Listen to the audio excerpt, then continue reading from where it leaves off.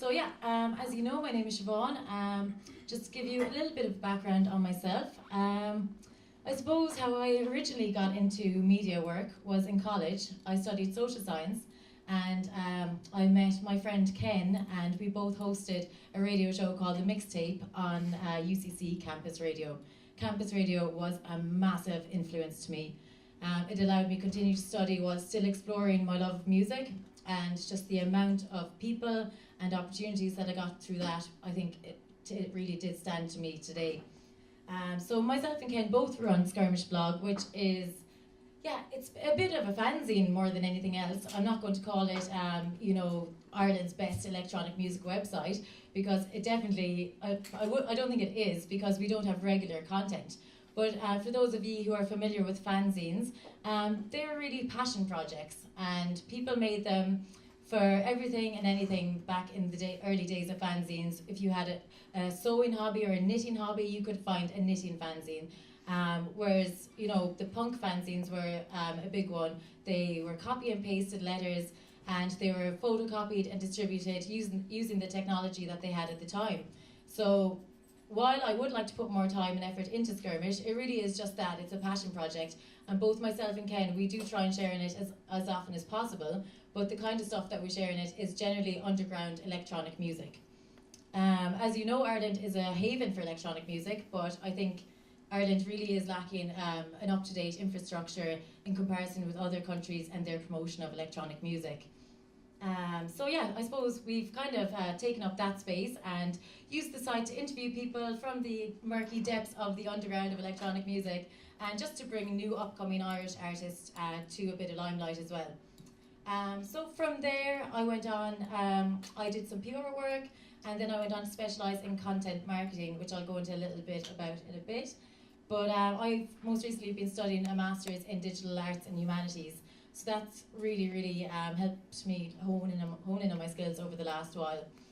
So music stuff I've been involved with are the Cuttin Heads Collective. We're a Cork-based music collective, everything from hip-hop to funk to soul. Skirmish blog, as I mentioned, I do a bi-weekly show on future music, and most recently I've been writing for Rabble, as well as a couple of other projects, which I won't go into now. But yeah, so Mike? Yep. Oh yeah, you can click away there. Good times. Thanks.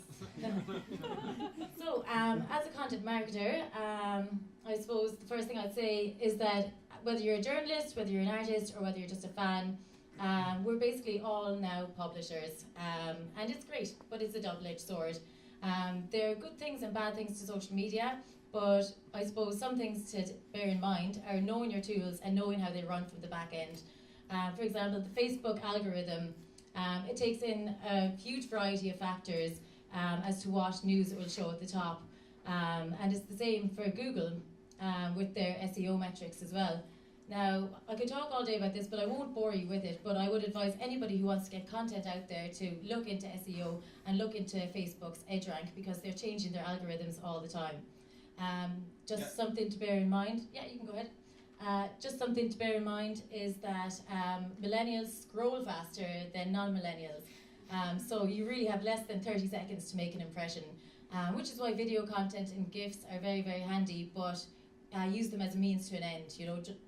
I know memes, there's loads and loads of great memes, but you want your content to be valuable. And the funny thing is, so do Facebook and so do Google, and their algorithms take into account the quality of your content. If you're posting up very salesy content all the time, and if you're posting up very self-orientated content or brand-orientated content, then your users won't engage with that, and that will affect your overall page's EdgeRank. So it's really important to know how these things work from the back end.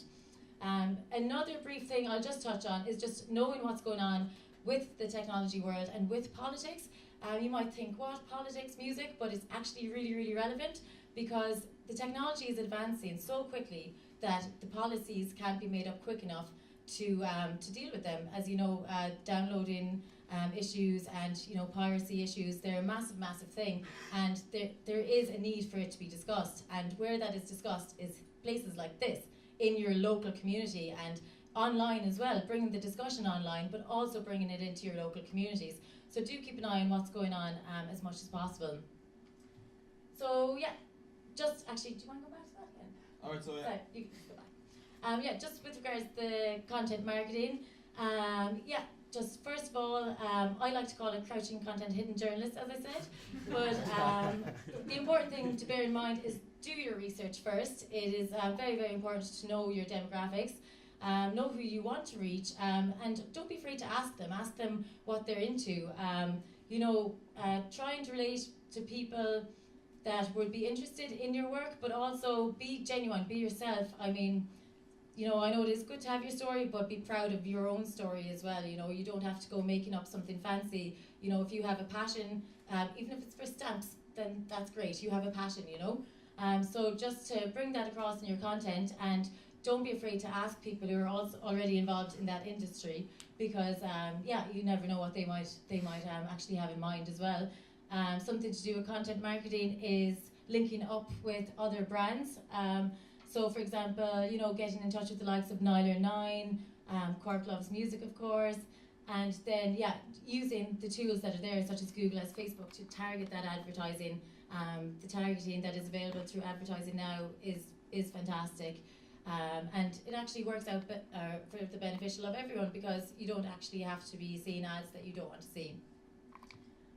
And it's really important to, yeah, do take risks. And, you know, the thing about content marketing is it's great if you're proud of your brand, and it's great if your friends are proud of it, but you want to reach outside of that circle. And it's through content marketing and by linking up with other people with similar interests that you can actually do that. If you want to go ahead. Thank you.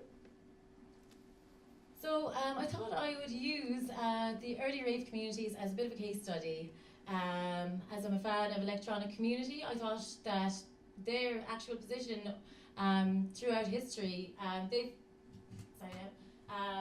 so sound system culture really developed in the early 90s, and it was developed in response to a lot of things that were going on at the time, such as you know, advancements in technology, people taking ownership of spaces, obviously drugs were a big influence, and yeah, I mean, you know, people just coming together and, you know, coming together in a space where they could be equal, which was a really, really big thing for politics at the time, as it was a really, really kind of turbulent political time in the late 80s, early 90s.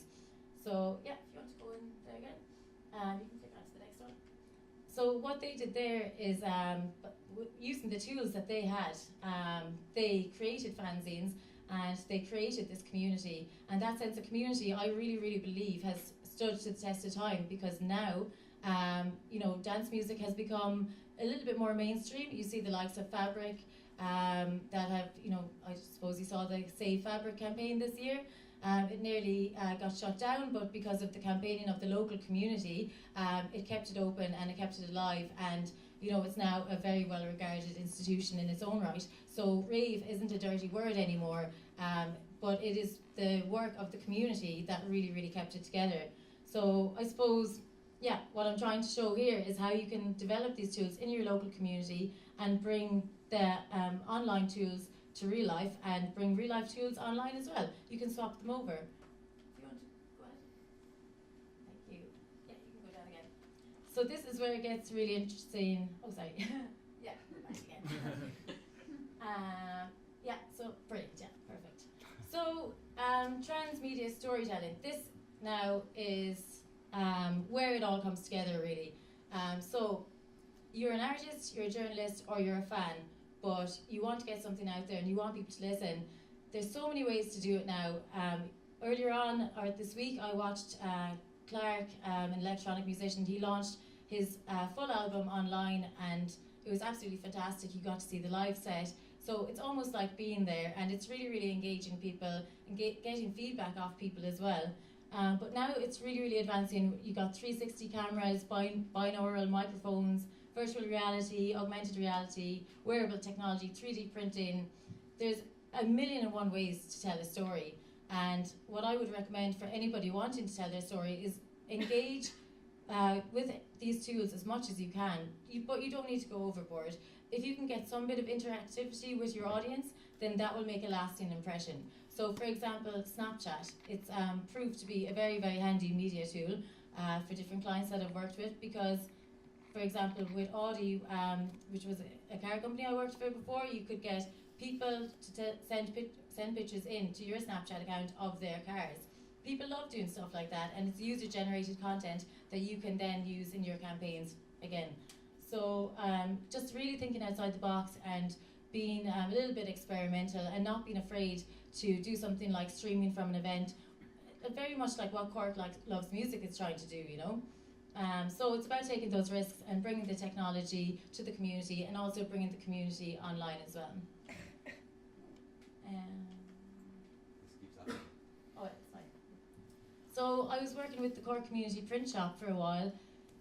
It was a fantastic experience, and some of the tools that we tried to use were just a matter of making sure that people online knew what was going on, but also that people who attended the events and stuff like that, that they could then catch up with stuff online, like by having video content available, and by getting feedback, and by getting surveys, and by taking input from, if somebody wants to get an art exhibition going up, you know, you take all that feedback online and engage with your audience to the point that they can see their ideas become a reality.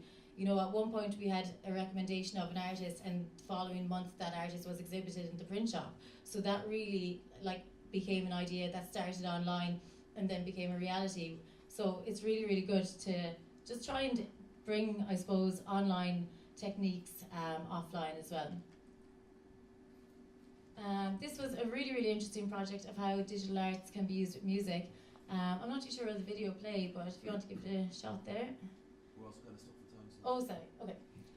Yeah, so basically this is a Johnny Cash music video that was made by an artist who basically got different Johnny Cash fans to submit their drawings of Johnny Cash and put it into an entire video. It was an unreleased song of his, so now fans can log online. You can see where your picture comes up in the video, and it's created this whole community of Johnny Cash fans that has really, really just grown arms and legs.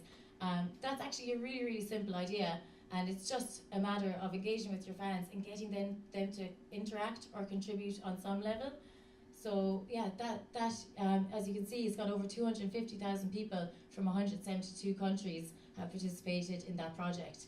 So that's massive, massive reach, and that will only benefit all of the online reach for any other Johnny Cash stuff, and hopefully reach new people as well. So yeah, just as I said earlier on, if you do want to promote your story, be yourself, research different groups, don't be afraid to get in contact with people, get onto forums. One of my favourite things about Future Music is being in the chat room during the radio shows, because the amount of people you meet through that and the amount of new music you get is amazing. Future Music is actually a really good example because it's an online London-based radio station, but we have people broadcasting from all over the world, and we meet up maybe 3 times a year if possible and put on a couple of gigs.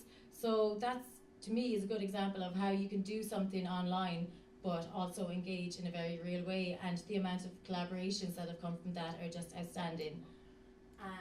But yeah, there is one more thing I'd like to just focus on, and people do have a tendency, because there's a lot of technology available now, and we can get tunes out there really, really quickly, and it can seem like a good idea to put it on SoundCloud, and sometimes it is, and sometimes it isn't. What I would say is quality control is really, really important. It is fine to hold on to stuff and you know, share stuff. I know it depends on a variety of things, but there's so much content being put out there now that quality really, really is key. And that if you feel like you have music that you want to release, then do think about it strategically, and maybe look into you know, finding someone that you want to launch the tune for you, or waiting until, you know, things are mastered properly. Work in progress stuff is a bit different, but you know, I do think that it is worth putting a lot of time into music before you actually launch it. So sorry for the rant.